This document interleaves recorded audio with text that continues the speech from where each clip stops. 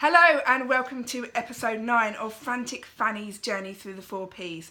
My name's Tabitha Pascoe and I'm the business and lifestyle game changer, and I help ambitious and passionate business owners create a business that supports the lifestyle they truly desire. And I do it in 4 different ways: through personal development, through people, performance and process.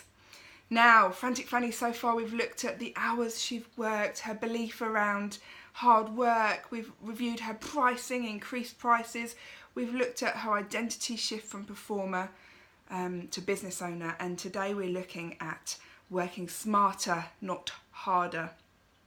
And the biggest thing around that is where you focus your time and energy. So it's all about how you focus your time and energy. And for me, it's about finding out where the sweet spot was in Fanny's business. Now, I love telling stories, and there's a great analogy for this, which is the story of the woodcutter.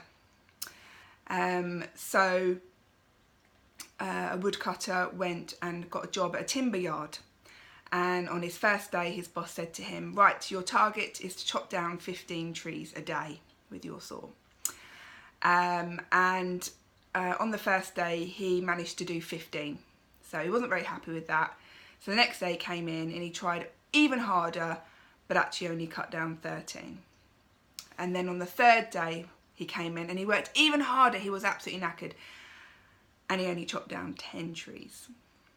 And on the fourth day he came in a little bit deflated, and his boss said, have you sharpened your saw? Now, what does that mean? Obviously he would have sharpened his saw, it would have been quicker, and he would have chopped down more trees if he'd have spent that bit of time taking time out of his work to do that. And it's exactly the same in Fanny's business. So there's 3 areas we looked at, and the first one was self-care. So it's something I've talked about before, and I'll be talking about it again because it's one of the strategies that really significantly transformed Fanny and her business. And so what she did is really made sure that she took care of herself and prioritised herself, because in order for her to be able to perform, to be able to do her accounts, to be able to talk to clients, to do all the stuff in her business and outside of that, she needed to look after herself. She needed to have the energy in which to do that. And so that's what we focused on. The other thing was the Pareto law, so the 80-20 rule. So 80% of her business probably came from 20% of her clients. So we started looking at what clients gave her the best return on her investment. And so we really started honing down on that, and unsurprisingly the corporate clients were the ones that were coming out, and the agencies that were the best, giving her the best return for the effort and time she put in. So we started to look at a strategy to spend more time focusing on getting more of those types of clients. And the third thing, which might sound almost counterintuitive, was to put a default diary in place. And what that meant was it was her monthly plan of what she was doing, and it's her default. So it's not saying it's not flexible and changeable, but it just means that that's kind of your default. It's what you go back to when you do, if you've had an emergency, you have something that crops up, you then just go back to your default diary. And this is what she did. She did a default diary. But the first thing we put in was her self-care. It was her gym. It was going and seeing friends. It was her massage. It was all the things that she did that really filled her up. We put those in first. Those were kind of the rocks. You've heard the story of the jar with the rocks, well, those were definitely her rocks.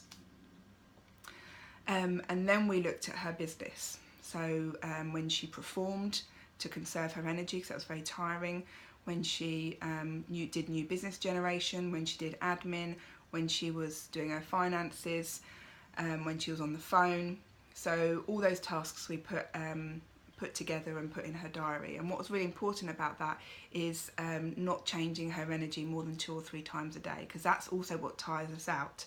So for her to swap from one task to, say, being on the phone to then doing her accounts would have taken a shift in her energy, and that can take time, and it might take 15-20 minutes to get out of one and into another. So if you're constantly chopping and changing the tasks that you're doing throughout the day, that can be really tiring. So she had days where she was running around literally like Frantic Fanny, being very busy and not achieving a lot, and that's usually because of this not having it organised and also not energetically mapping it out. So we made sure that her days only had 2 different energy sorts in them, which was really helpful for her. And actually, ironically, by doing that, made her feel like she had more time. And that took the stress and anxiety away. And then in that time, she was more effective because self-care was her #1 mantra. So yes, that's Fanny's journey to working smarter, not harder. I mean, there's far more to it than that, but that's definitely the building blocks for her and what helped transform her business. Anyway, so next time we are going to be looking at her ideal client and how we approach that. So if any of this resonates with you, I'd love to hear from you. Please share, like, comment. If any of these strategies you've implemented or any of them that you want to do the same as Fanny, then please get on with it and tell us how you're getting on. That would be absolutely fantastic.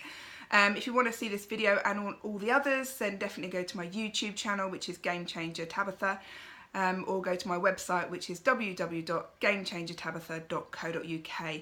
Anyway, I will see you in 2 weeks to talk about ideal clients. Speak to you soon. Bye.